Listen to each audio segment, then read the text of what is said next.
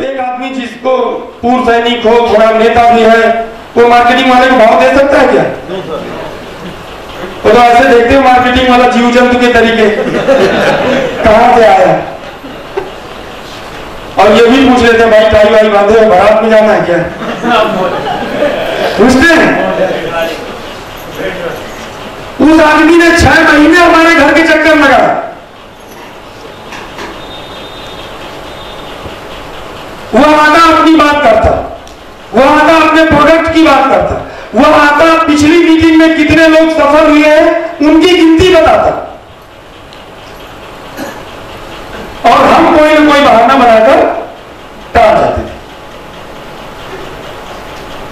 हमारे पास बहाने होते हैं सबसे, जब कोई बहाना नहीं चलता तब हमारे पास सबसे अच्छा बहाना होता है पैसे नहीं मेरे पास, भिखारी बन जाओ फिर कौन आपको पकड़ेगा। किसी भी भिखारी को किसी ने गोद में नहीं उठाया। सबसे आखिर में बहाना होता है बस अब पैसे नहीं। और काफी सेल्स पर्सन उस लेवल पर भी वो बात के उत्तर निकालते हैं, उस उत्तर का काट निकालते हैं, और वह काबिल था। 6 महीने लग गए थे और कितने चक्कर उसने लगाए, कितना उसने मुझे समझाया था, और तब मेरा दिमाग घुटने से हटा। आप समझ सकते? तब मेरा दिमाग सही जगह में होता तो एक बार में समझ में नहीं आ जाता। तब मेरा दिमाग घुटने से हटा और हमने ऐसे ज्वाइन कर लिया था जैसे कि कुछ एहसान कर रहे हैं उसके ऊपर। ऐसा हुआ होगा, आप में से कई लोगों के साथ हुआ होगा। ऐसे ज्वाइन किया जैसे कि हाँ ले जाओ यार 4200 रुपए फॉर्म भर देना, ठीक है, वहां हाँ प्रोडक्ट लेके हमारे घर में पहुंचा देना, जैसे कि हम मानव इंडिया के नाती। लेकिन यह किसी भी नए आदमी के साथ, किसी भी शुरुआत करने वाले के साथ में होता। लेकिन इस तरीके की मीटिंग में जब पहली बार उसने हमें पहुंचा दिया, इस तरीके की मीटिंग में पहली बार जब उसने पहुंचाया, पहली बार किसी वक्ता को हमने स्टेज से यह बोलते सुना कि वह भी कॉमन आदमी था, वह भी बहुत सामान्य सा परिवार से था, और वह 3 साल में 5 साल में करोड़पति बन सकता है, तो हमारा दोनों घुटने से दिमाग उठ के अपनी जगह आया। और एक झटका लगा था दिमाग को, यह हो सकता है। गरीब आदमी अमीर बन सकता है मार्केट में, यह हो सकता है, यह एक ही मीटिंग में भरोसा हुआ। हमारे साथ कितने लोग बैठे रहते थे, अभी मैंने 2 भाइयों ने कहा आपस में बात ना करें, हमने कितने लोग आपस में बात करते हैं, कितने लोग एक दूसरे को कोनी मार देते हैं, अरे देखो इनको क्या है, गाड़ी देखेंगे 2 घंटे 2.5 घंटे बोलेंगे, अपना चले जाएंगे कार में बैठ के, हमको तो यार खबर का गांव से यहां तक दौड़ा दिए। ऐसे नहीं तो आज कम से कम 1 दिन और 4 में पड़े रहते, थोड़ा तो सह जाते। भगवान की कृपा होती थोड़ी, खबर का उठा दिया, काम करने के लिए कह रहे हैं हमसे।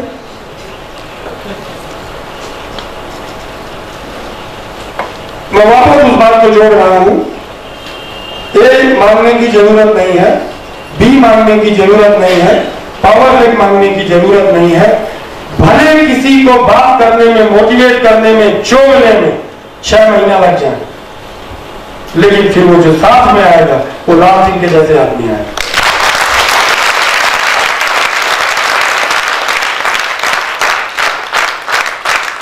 भले वो आदमी 6 महीने लगा दे, धंधा हमने 1 दिन के लिए नहीं किया, व्यापार 1 दिन के लिए नहीं किया। आप कहते हो कंपनी भाग जाएगी, हम कहते हैं आप भाग जाओगे।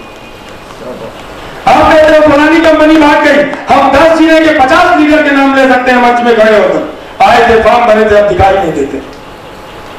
साहब आप भी तो इज्जत वाले बनिए, हमने तो संभाल लिया। लीडर लोग भागना बंद करें।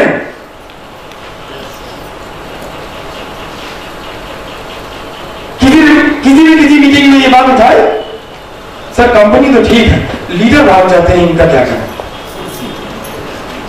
उठाओ सवाल, हम कहेंगे पकड़ो भुजिया बस की।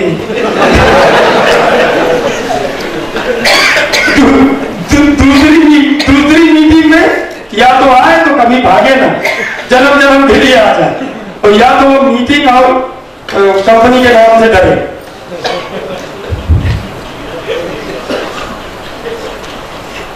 खराब समय होता है, अगर हम देखिए बचपन तो जैसे तैसे गुजर जाता है, सयाने हो गए और अगर आप समय पर कमाई नहीं करते हैं और गलती से परिवार वालों ने शादी भी कर दी, फिर बहुत खराब समय होता है। पैसे जिंदगी में सब कुछ नहीं है, लेकिन पैसों के बिना जीना भी मुश्किल हो जाता है। बचपन में मुझे याद है, मैं 10वीं में पढ़ता था और माताजी बीमार हुई। गांव से बहुआ कस्बा है जहां पास में अस्पताल है, पिताजी बैलगाड़ी में लेकर गए माताजी को इलाज कराने। इनके पास जितने पैसे थे, डॉक्टर ने उतने की ही दवाई दे दी थी। एक ग्लूकोज की बोतल भी लटकाई गई थी, हमको याद है अभी तक। लेकिन डॉक्टर ने कहा कि आप और बड़े डॉक्टर के पास ले जाइए, और अर्जेंट ले जाना पड़ेगा, आज ही ले जाइए, नहीं तो नहीं बचेंगी। भीखम सिंह के पास पैसे नहीं थे जेब में। भीखम सिंह हमारे ये भी नहीं थे, पिताजी थे। पैसे नहीं थे जेब में, और मुझे वह सीन याद है कि रो भी रहे हैं, बैलगाड़ी भी चला रहे हैं, और हम पीछे बैठे हैं। घर में आकर के माताजी को लिटा दिया गया, और केवल परिवार वाले, गांव में 5-7 घर तो हैं हमारे, हर एक आदमी आता था और देखकर ये कहता था अब नहीं बचेंगे। कोई कहता था दादी नहीं बचेगी, कोई कहता था भौजी नहीं बचेगी, कोई कहता था जेठानी नहीं बचेगी। अभी वो एहसास, क्योंकि 1979 की बात है, अभी वो समय एक ऐसा मरहम है कि उस एहसास को कम हम महसूस कर पाए, लेकिन वो वक्त याद करिए। और रात के 10-10:30 बजे वो खत्म हो गया। ऐसे रो रहे थे घर वाले जैसे कि मतलब बड़े प्रोफेशनल तरीके से रो रहे थे, कुछ बीच बीच में शब्द भी बोल रहे थे। मैं सोच रहा था, मैं तो 10वीं में पढ़ने वाला था, माताजी ने मरते समय केवल ये कहा था ये लाल है तो दोनों छोटे भाइयों को पाल लेगा। हाई स्कूल में पढ़ने वाला बच्चा क्या पालेगा? लेकिन ये है कि एक बच्चा 5-5.5 साल का था, उससे सबसे छोटा वाला 1.5 साल का था। पैसे की अहमियत मुझे उस दिन से पता है।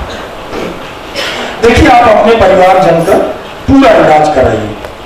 दुनिया का कोई भी डॉक्टर कुछ भी इलाज करने में सक्षम हो तो हम उसकी फीस देने में सक्षम हो। उसके बाद कोई कहते भगवान ही रूठे थे, वो तो मंजूर।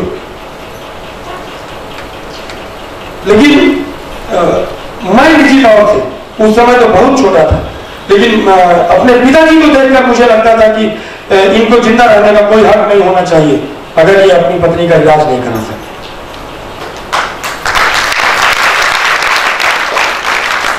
उस दिन से कहते हैं कि बहुत छोटी छोटी चीजें मिला करके कोई एक व्यक्ति तो बनता है। उस दिन से एक बात मेरे दिमाग में घर कर गई थी, जहां तक मेरे हाथ पहुंचेंगे, जहां तक मैं कर पाऊंगा। और आज यूनिमैक्स की बात करता हूं, अगर आप यूनिमैक्स में जुड़ते हैं, अगर आप यूनिमैक्स के सिस्टम फॉलो करते हैं, हर मीटिंग में आते हैं और केवल 3 साल ऐसा कर लीजिए, मेरे जैसे किसी की मां को बिना इलाज के मरना नहीं पड़ेगा।